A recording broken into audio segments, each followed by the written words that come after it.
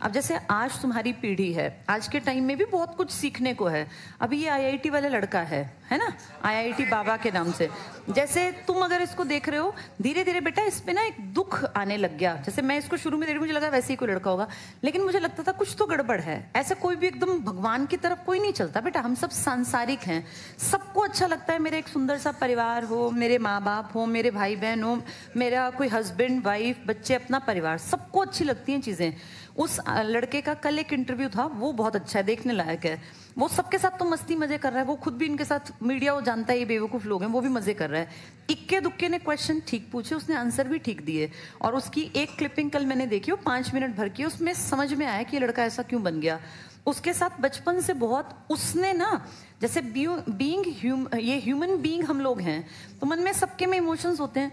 वो बचपन से ना औरतों को बहुत ज्यादा दबा कुचला फील करता गया, और उसके मन में एक सेंसिटिविटी जो बचपन में पैदा होनी थी, और एक जेंडर के प्रति जो भाव बनना था ना, उसने औरतों को इतना दुखी देखा, इतना परेशान देखा, कि उसके मन में ये आ गया कि यार इनको बराबरी पे क्यों नहीं रखते। पहले उसने अपनी माँ को बहुत ज्यादा मारपीट करते देखा, अपने फादर को। जैसे आज उसके पिताजी 70 साल के हैं, कल मैं उनका इंटरव्यू भी देख रही थी, 70 साल के हैं। और उनसे जब पूछा गया कि भाई क्या आपके घर का माहौल ऐसा था जैसे लड़का बता रहा है, तो उसने कहा मैं झूठ नहीं बोलता, हमारे घर में कमी थी।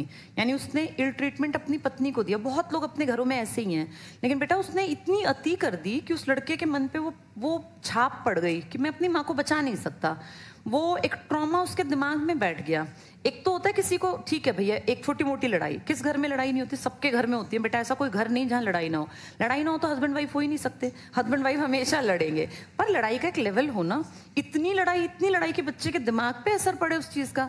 फिर वहां से जब वो बड़ा हुआ तो उसने अपनी कल वो कहानी बताई, जो लड़की उसको वहां आईआईटी में मिली, उसके साथ भी कुछ ऐसा ही उसने सुना कि उसका कोई बचपन में रेप केस था उसके साथ।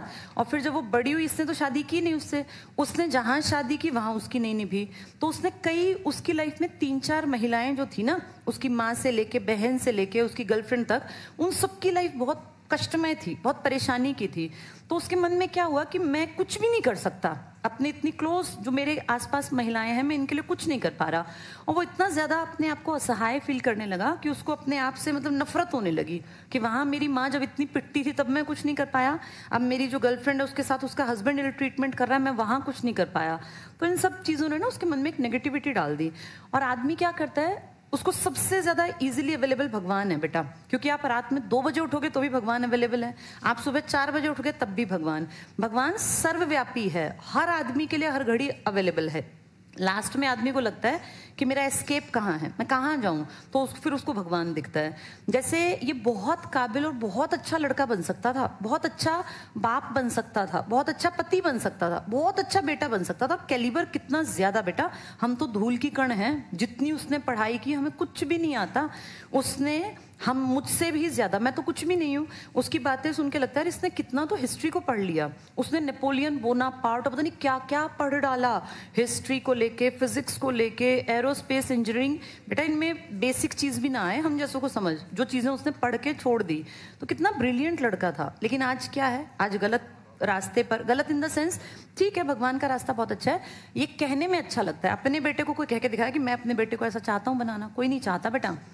ये एक एस्केप है, उसको लगता है कि वो बहुत खुश है, लेकिन उसको देख के ये फील होता है कि ये समाज में बहुत ज्यादा योगदान भी दे सकता था, बहुत अच्छा कैरेक्टर बनता, शायद दुनिया समाज में कोई बड़ा एक्सपेरिमेंट कर लेता।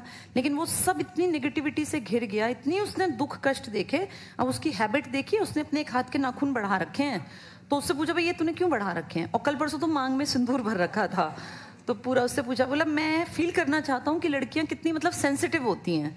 तो उस आदमी के अंदर बहुत ज्यादा एक मतलब छोटा बच्चा मासूम सा जो बचपन में ही मार दिया, और उसको सच में बहुत ज्यादा केयर, बहुत ज्यादा प्यार और बहुत अच्छे माहौल की जरूरत थी, जो किसी ने समझी नहीं, जिसके चलते आज वो, ठीक है भगवान का रास्ता होना चाहिए, पर बेटा जो वो जिंदगी जी रहा है, बहुत लोग कह रहे नहीं अच्छा है भक्त बन गया, ठीक है, लेकिन ये देखो वो कितना कुछ अच्छा बेहतर करके चला जाता इस दुनिया समाज के लिए, वो सब रह गया।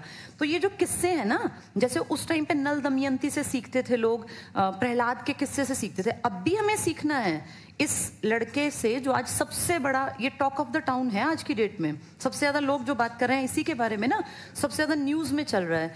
इससे ये सीखना है कि अपने घर का माहौल इतना अच्छा रखना चाहिए कि हमारे बच्चों पे उसका बहुत ज़्यादा गलत असर ना पड़े।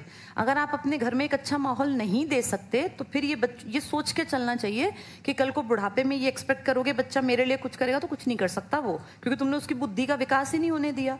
उसके फादर का कल बयान था, कल उनसे बातचीत कर रहे थे, तो उसने क्या कहा कि मेरी सब प्रॉपर्टी इसी की है, मैं अपने बच्चे के भाई मैं क्या करूंगा। अब वो आदमी 70 साल का है, उसकी बेटी एक कनाडा में अपना वहीं पर रह रही है और ये एक इकलौता बेटा। अब ध्यान से देखो तो संपत्ति का करेगा क्या? जिस दिन वो पिता चलेगा संपत्ति बेकार, पता नहीं कौन इसका मालिक बनेगा। यानी ये सब चीजें छोड़ देनी चाहिए, किसी भी चीज का लालच मत करो। अगर बात आपके परिवार पर आती है तो हर चीज छोटी है, हर चीज फीकी है, बट अब बेजान है। ये संपत्ति, ये घर कुछ काम नहीं आने। एक बहुत छोटा सा परिवार हो और चाहे वो 20-30 हजार रुपए कमाते हो, लेकिन बच्चे के दिमाग पे प्रेशर नहीं होना चाहिए। वो बच्चा फ्रीडम से पले बढ़े, उसके ऊपर ये ना हो कि तुझे ये करना है, तुझे करना है। अगर ये लड़का कहीं 50,000 रुपए कमा रहा होता, अच्छी अपनी शादी करता, बढ़िया घर बार में रहता, खुशी से जिंदगी काटता, तो ज्यादा बढ़िया रहता ना। इतना ब्रिलियंट बन के कितने दुख इसने, कितने कष्ट सहे, उनकी शुरुआत कहीं ना कहीं इसके घर से थी। ये एक लेसन है पूरे इंडिया के लिए, पर हमारे देश में ना इस बात को समझते नहीं है लोग। इससे ये सीखना है कि ब्रिलियंट दिमाग भी खत्म कर देते हैं माँ बाप अपनी लड़ाई के बीच में।